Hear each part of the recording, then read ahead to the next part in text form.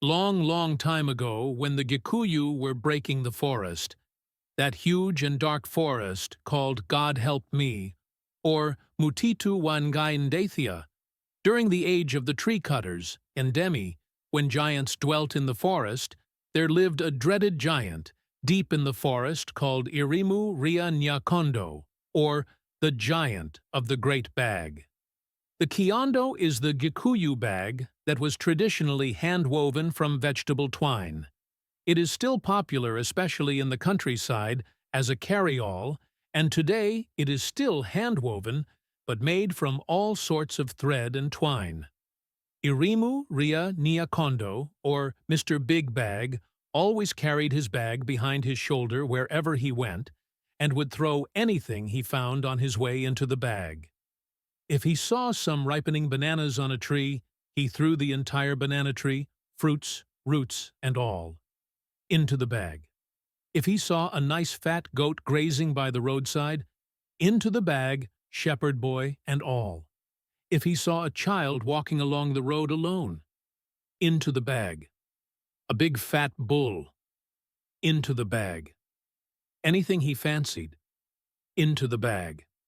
The interesting thing was that the bag never got full, and the more he put into it, the more greedy he became until there was a great outcry in the whole country. Nobody could kill him, and many warriors lost their lives trying to waylay him in order to save the people. He had one single eye on his forehead that he never shut even while asleep, and another eye at the back of his head. Therefore, it was impossible to waylay him. All the warriors who tried to kill him found themselves where? In the bag.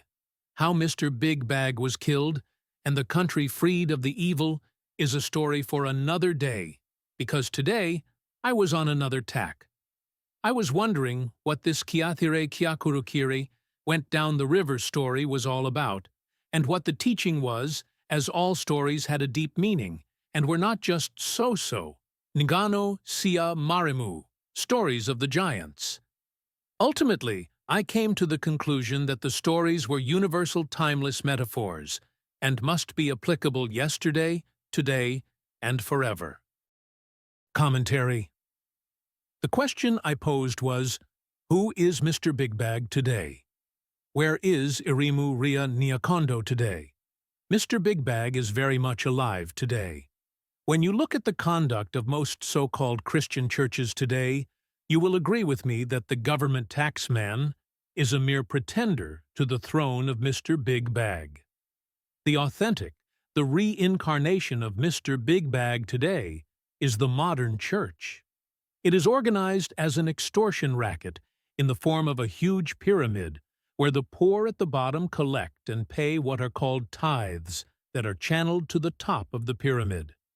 One local church here of East Africa even prides itself publicly as the Church of the Bag, Kanitha wa Kiondo.